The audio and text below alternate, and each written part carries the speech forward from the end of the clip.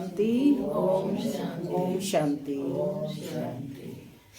आज 25 जनवरी 2024, साथ ही आज गुरुवार है, बाबा को भोग भी है। बाबा ने मीठी मधुर मुरली में बताया कि बाप कैसा है। अभी आया था ना 2 दिन पहले मुरली में, मीठे का पहाड़ है, स्वीट पहाड़ है, स्वीट का पहाड़ है। तो हमें भी कैसा बनना है? मीठा बनना है, स्वीट बनना है। और बाबा दाता है, सब कुछ देने वाला है। ज्ञान, गुण, शक्तियाँ सब खजाने बच्चों को देकर लायक बना रहे हैं, ताकि स्वर्ग में जाने के लायक बन जाएं। और पढ़ाई पढ़ा रहे हैं। वंडरफुल पार्ट है ना बाबा का, पढ़ाने का। सब बच्चों को पढ़ाते हैं और बाप यही कामना करते हैं कि मेरे बच्चे गुणवान बने, स्वयं गुणवान बने और दूसरों को भी गुणवान बनाने की सेवा करें। जो पढ़ाई आप पढ़ रहे हैं उसे दूसरों तक भी पहुंचाएं, ताकि हर बच्चा बाप का बन जाए। सुनते हैं आज की मीठी मधुर मुरली, ईश्वरीय महावाक्य। बाबा कहते, मीठे बच्चे, तुम्हें वंडर खाना चाहिए कि हमें कैसा मीठा बाप मिला है, जिसे कोई भी आश नहीं, और दाता कितना जबरदस्त है, लेने की जरा भी तमन्ना नहीं है। तुम्हें वंडर खाना चाहिए कि हमें कैसा मीठा बाप मिला है, जिसे कोई भी आश नहीं है, और दाता कितना जबरदस्त है, लेने की जरा भी तमन्ना नहीं है। प्रश्न है, बाप का वंडरफुल पार्ट कौन सा है? 100% निष्कामी बाप किस कामना से सृष्टि पर आया है? बताइए, बाप का वंडरफुल पार्ट कौन सा है? 100% निष्कामी बाप किस कामना से सृष्टि पर आया है? बाप की कोई कामना है आपसे? कि कोई इच्छा है कि मुझे बच्चे ये दें ये दें? नहीं, निष्कामी है। उसका वंडरफुल पार्ट कौन सा है? पढ़ाई का। Very good. और वर्षे का, पढ़ाई भी देते हैं, कराते हैं बाबा, और वर्षा भी बच्चों को देते हैं। सुनते हैं ईश्वरीय उत्तर। बाबा कहते कि बाबा का वंडरफुल पार्ट है पढ़ाने का। वह सर्विस के लिए ही आते हैं, पालना करते हैं, पुचकार देकर कहते हैं, मीठे बच्चे यह करो। ज्ञान सुनाते हैं, लेते कुछ नहीं। 100% निष्कामी बाप को कामना हुई है कि मैं अपने बच्चों को जाकर रास्ता बताऊं, सृष्टि के आदि मध्य अंत का समाचार सुनाऊं, बच्चे गुणवान बने, बाप की यही कामना है। ओम शांति। मैं आत्मा कौन हूँ? शांत स्वरूप हूँ। शांति मेरा स्वधर्म है। मीठे मीठे रूहानी बच्चों को रूहानी बाप ऐसा मिला हुआ है, जो कुछ लेता नहीं, कुछ खाता नहीं, कुछ पीता नहीं, तो उनको कोई आश व उम्मीद नहीं है। और मनुष्यों को कोई ना कोई आश जरूर होती है।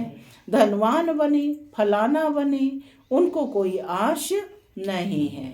वह अभोक्ता है। बाबा कुछ नहीं खाता है क्योंकि निराकार है, तो वह कैसा है? अभोक्ता है। तुमने सुना था कि एक साधु कहता है, मैं कुछ खाता पीता नहीं। यह तो जैसे कॉपी करते हैं। सारे विश्व में एक ही बाप है, जो कुछ लेता करता नहीं है। तो बच्चों को ख्याल करना चाहिए कि हम किसके बच्चे हैं। तो तुम्हें भी कोई आश नहीं होनी चाहिए, है ना। बाप कैसे आकर इनमें प्रवेश करते हैं? खुद की कोई तमन्ना नहीं, खुद तो गुप्त है। बाप कैसे हैं? गुप्त हैं। उनकी जीवन कहानी को तुम बच्चे ही जानते हो। बाप की जीवन कहानी को कौन जानते हैं? हम बच्चे ही जानते हैं। तुम्हारे में भी थोड़े हैं, बाबा कहते जो पूरी रीति समझते हैं। दिल में आना चाहिए कि हमको ऐसा बाप मिला है जो ना कुछ खाता है, ना पीता है और ना लेता है, कुछ भी उनको दरकार नहीं। ऐसा तो कोई हो नहीं सकता। दुनिया में हर एक कोई ना कोई इच्छा आशा रहती है, लेकिन बाप को कोई इच्छा और कोई आशा नहीं है कि मुझे कुछ मिले, निष्काम ही है। तो बाबा कहते कि ऐसा तो कोई हो नहीं सकता, एक ही निराकार ऊंच ते ऊंच भगवान ही गाया हुआ है, उनको ही सब याद करते हैं।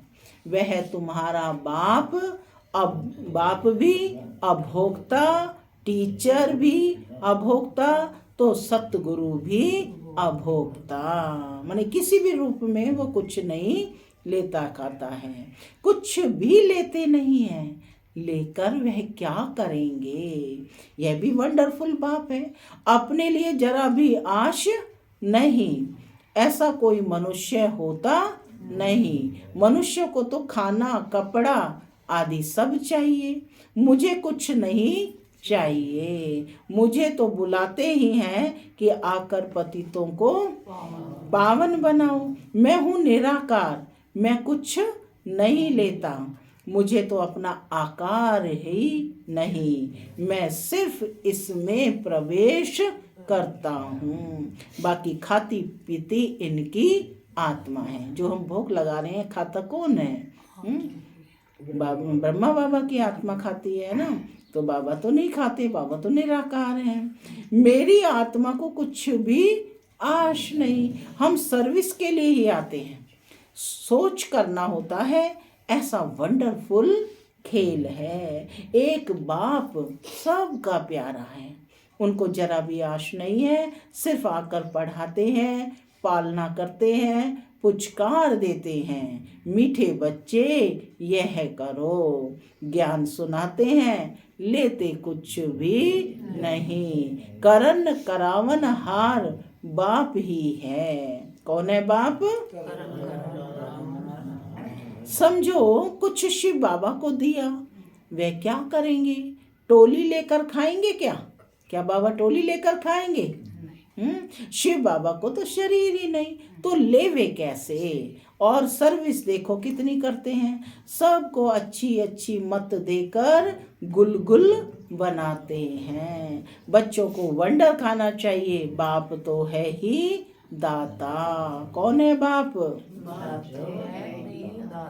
दाता भी कितना जबरदस्त, और कोई तमन्ना नहीं। ब्रह्मा को भल फुरना है, इतने बच्चों की संभाल करनी है, खिलाना पिलाना है, पैसा जो भी आता है वह शिव बाबा के लिए ही आता है। हमने तो सब कुछ स्वाहा कर दिया।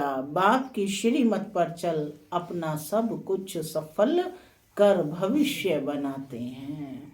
बाप तो 100% निष्कामी है, सिर्फ यही फुरना है कि सबको जाकर कैसे रास्ता बताऊं, सृष्टि के आदि मध्य अंत का समाचार सुनाऊं, और तो कोई जानते नहीं, तुम बच्चे ही जानते हो।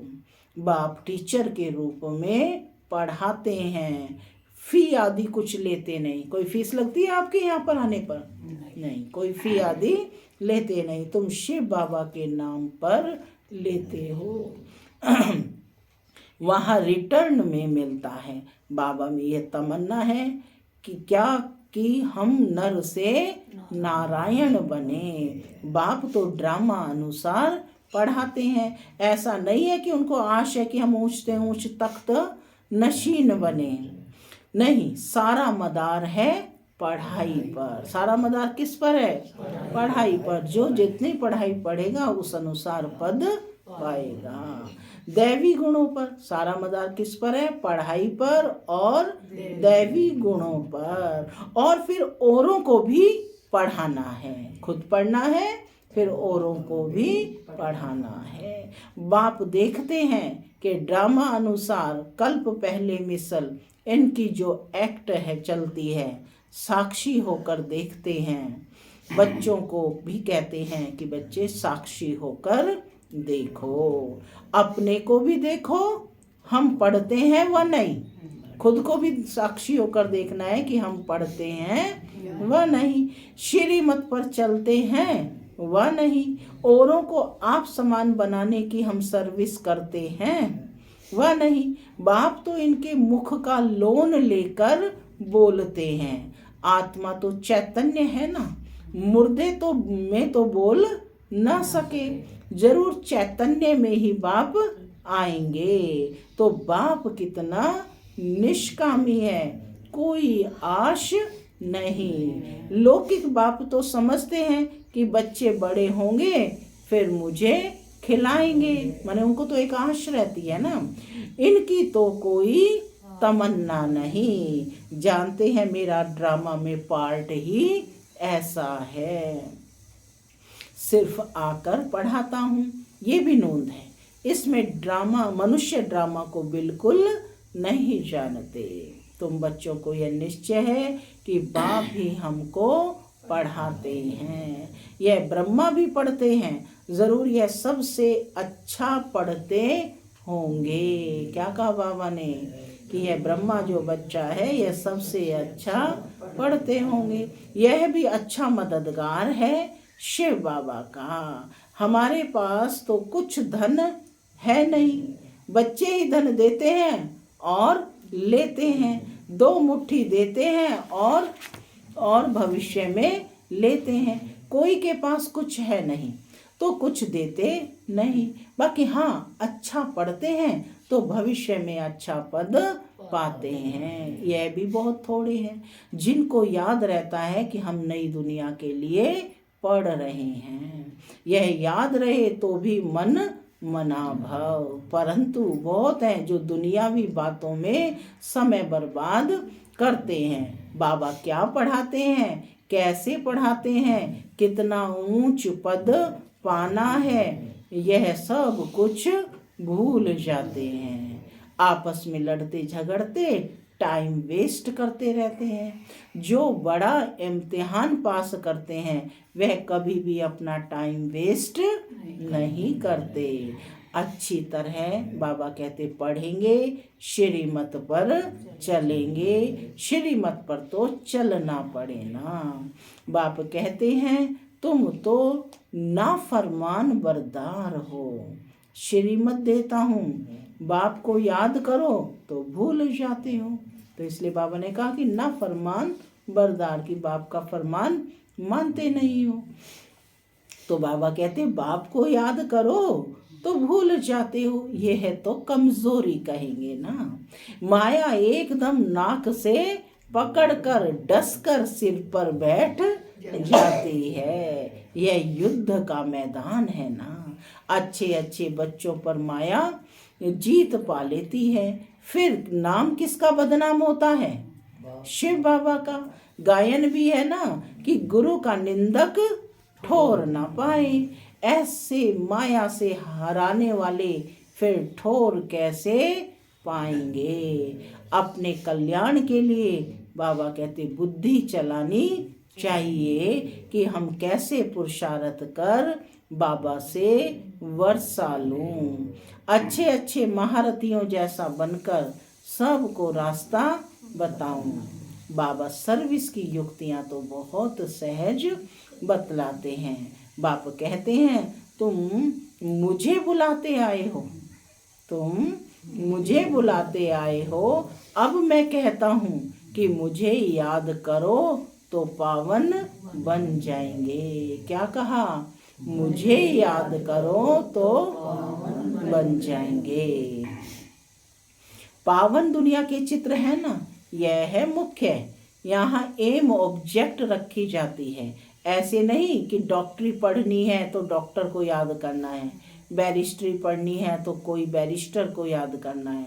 बाप कहते हैं सिर्फ मुझे याद करो, बस मैं तुम्हारी सभी मनोकामनाएं पूरी करने वाला हूँ, तुम सिर्फ मुझे याद करो। भल माया तुमको कितना भी हैरान करे फिर भी युद्ध है ना, ऐसे नहीं फट से जीत पा लेंगे। इस समय तक एक ने भी माया पर जीत नहीं पाई है। जीत पाने से फिर जगत जीत बन जाएंगे।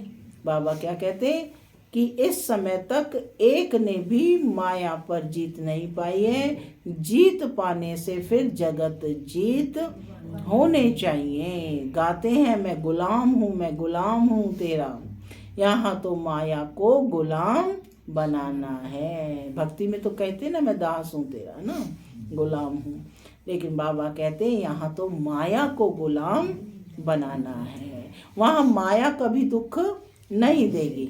आजकल तो दुनिया ही बड़ी गंदी है, एक दो को दुख देते ही रहते हैं। तो कितना मीठा बाबा है, कितना मीठा बाबा है, जिसको अपने लिए कोई तमन्ना नहीं। ऐसे बाप को याद नहीं करते। वह कोई कहे कि हम शिव बाबा को मानते हैं, ब्रह्मा बाबा को नहीं मानते, परंतु यह दोनों इकट्ठे हैं। बिगर दलाल सौदा हो ना सके। बाबा ने क्लियर किया है कि क्या वैल्यू है ब्रह्मा की भी, कि भाई बिगर दलाल सौदा हो ना सके। बाबा का रथ है। किसका रथ है ये? बाबा का रथ है। इनका नाम ही है भाग्यशाली रथ। ब्रह्मा बाबा को क्या कहा जाता है? भाग्यशाली रथ। यह भी जानते हो सबसे नंबर 1 ऊंचा है। क्लास में मॉनिटर का भी मान होता है ना, है ना। तो बाबा को नशा रहता था कि मैं इस क्लास का मॉनिटर हूँ, ब्रह्मा बाबा को।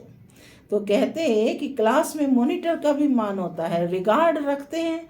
नंबर 1 सिक्की लधा बच्चा तो यह है ना, माने ब्रह्मा के नंबर 1 सिक्की लधा बच्चा है। वहाँ भी सब राजाओं को इनका यानी श्री नारायण का रिगार्ड रखना है। यह जब समझे तब रिगार्ड रखने का अक्ल आए। यहाँ जब रिगार्ड रखना सीखो तब वहाँ भी रखो, नहीं तो बाकी मिलेगा क्या। शिव बाबा को याद भी नहीं कर सकते। बाप कहते हैं याद से ही तुम्हारा बेड़ा पार होता है, बेहद की राजाई देते हैं। ऐसे बाप को कितना याद करना चाहिए, अंदर में कितना लव होना चाहिए। इनका देखो बाप से कितना लव है। लव हो तब तो सोने का बर्तन बने। क्या बनेगा सोने का बर्तन? बुद्धि सोने का बर्तन बने। जिनका बर्तन सोने का होगा उनकी चलन बाबा कहते बड़ी फर्स्ट क्लास होगी। ड्रामानुसार राजधानी स्थापन होनी है, उनमें तो सब प्रकार के चाहिए। बाप समझाते हैं बच्चे तुम्हें कभी भी गुस्सा नहीं आना चाहिए, समझना चाहिए हम अगर सर्विस नहीं करते तो गोया टाइम वेस्ट करते रहते हैं। शिव बाबा के यज्ञ की कोई सर्विस नहीं करेंगे तो बाबा पूछ रहे हैं कि मिलेगा क्या। जब बाबा के यज्ञ की सर्विस नहीं करेंगे तो मिलेगा क्या। सर्विस एबल बच्चे ही ऊंच पद पाएंगे। अपना कल्याण करने के लिए बाबा कहते शौक रखना चाहिए, नहीं करते हो तो पद भ्रष्ट करते। स्टूडेंट अच्छा पढ़ते हैं तो टीचर भी खुश होगा, समझेंगे यह हमारा नाम बाला करेंगे। टीचर खुश होता है ना, जो बच्चे होशियार होते हैं कि भाई ये बच्चे हमारा नाम बाला करेंगे, तो बाबा भी खुश होता है। इनके कारण हमको इजाफा मिलेगा, बाप टीचर आदि सब खुश होंगे। अच्छे सपूत बच्चों पर माँ बाप भी कुर्बान जाते हैं। जो बहुत अच्छी सर्विस करते हैं तो बाप भी सुनकर खुश होते हैं। तो जो बहुतों की सर्विस करते हैं उनका जरूर नामाचार होगा, ऊंच पद भी वही पा सकेंगे। रात दिन उनको सर्विस का ही होना रहता है, खान पान की भी परवाह नहीं रखते हैं। समझाते समझाते बाबा कहते गला घुट जाता है। ऐसे सिक्के लधे सर्विसेबल बच्चों को ही ऊंच पद पाना है। यह तो 21 जन्मों की बात है, सो भी कल्पांतर के लिए। जब रिजल्ट निकलेगी बाबा कहते तब समझेंगे किसने कितनी सर्विस की, कितनों को रास्ता बताया। करेक्टर्स को भी सुधारना चाहिए। करेक्टर्स को भी सुधारना बाबा कहते जरूरी है। महारथी, घोड़े सवार, प्यादे नाम तो है ना, सर्विस नहीं करते तो समझना चाहिए कि हम प्यादे हैं। ऐसा कोई ना समझे कि हमने धन से मदद की, इसलिए हमारा ऊंच पद होगा। बाबा कहते ये बिल्कुल भूल है। सारा मदार सर्विस और पढ़ाई पर है। बाप तो बहुत अच्छी रीति समझाते रहते हैं कि बच्चे पढ़कर ऊंच पद पाएं। कल्प कल्प का अपने को घाटा ना डालें। बाबा देखते हैं कि अपने को घाटा डाल रहे हैं, इनको पता नहीं पड़ता, इसमें ही खुश हो जाते हैं कि हमने पैसे दे दिए हैं, इसलिए माला में नजदीक आएंगे। परंतु बाबा कहते भल पैसा दिया है, भल पैसा दिया है, लेकिन नॉलेज नहीं धारण की, योग में नहीं रहे तो वह क्या काम के। अगर रहम नहीं करते हो तो बाकी बाप को क्या फॉलो करते हैं। बाप तो आए हैं ही हैं बच्चों को गुलगुल बनाने। बाप क्या करने आए हैं? बच्चों को गुलगुल बनाने। जो बहुतों को गुलगुल बनाएंगे उन पर बाप भी बलिहार जाएंगे। देखो कितना बड़ा बात बाबा कह रहे हैं। जो बहुतों को गुलगुल बनाएंगे उन पर बाप भी बलिहार जाएंगे। स्थूल सर्विस भी बहुत है। कई कहते हैं ना कि भाई स्थूल सर्विस, क्योंकि बाबा का यज्ञ चल रहा है तो इसमें हर प्रकार की है, मनसा भी, वाचा भी, कर्मणा भी, है ना, तन से भी, मन से भी, धन से भी, हर प्रकार से सेवा है। तो बाबा कहते हैं स्थूल सर्विस भी बहुत है। जैसे भंडारी की बाबा बहुत महिमा करते हैं, उनको बहुतों की आशीर्वाद मिलती है। जो जितनी सर्विस करते हैं वह अपना ही कल्याण करते हैं, अपनी हड्डियां सर्विस में देते हैं, अपनी ही कमाई करते हैं, बहुत हड्डी प्यार से सर्विस करते हैं। जो खिटपिट करते हैं वह अपनी ही तकदीर खराब करते हैं। जिनमें लोभ होगा उन्हें वह सताएगा। तुम सब बाबा कहते वानप्रस्थी हो, सबको वाणी से परे जाना है। नोट कर लो, वानप्रस्थी का मतलब सबको वाणी से परे जाना है। अपने से पूछना चाहिए कि सारा दिन में हम कितनी सर्विस करते हैं। कई बच्चों को तो सर्विस बगैर सुख नहीं आता। कोई को ग्रहचारी बैठती है बुद्धि पर व पढ़ाई पर। बाबा तो सबको एक रस पढ़ाते हैं। बाबा तो सबको एक जैसा पढ़ाते हैं। बुद्धि कोई की कैसी होती है और कोई की कैसी होती है, फिर भी बाबा कहते पुरुषार्थ तो करना चाहिए, नहीं तो कल्प कल्पांतर का पद ऐसा हो जाएगा। पिछाड़ी में जब रिजल्ट निकलेगी तो सब साक्षात्कार करेंगे, साक्षात्कार करके फिर ट्रांसफर हो जाएंगे।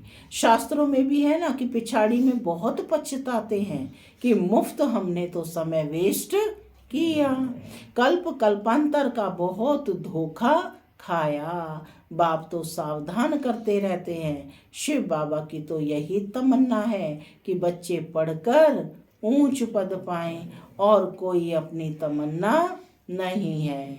उनके काम की भी कोई वस्तु नहीं है। बाप समझाते हैं बच्चे जितना हो सके अंतर्मुखी बनो। दुनिया तो सारी बाह्यमुखी है, तुम तो अंतर्मुखी हो। कौन हो? अंतर्मुखी बनना है। अपनी अवस्था को देखना है और सुधारने का भी पुरुषार्थ करना है।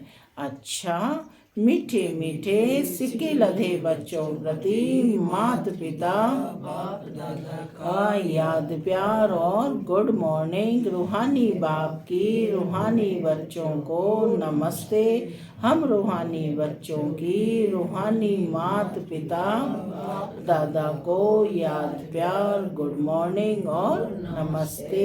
नमस्ते सदा रहो। धारणा के लिए मुख्य सार। पहला, साक्षी होकर स्वयं के पाठ को देखो।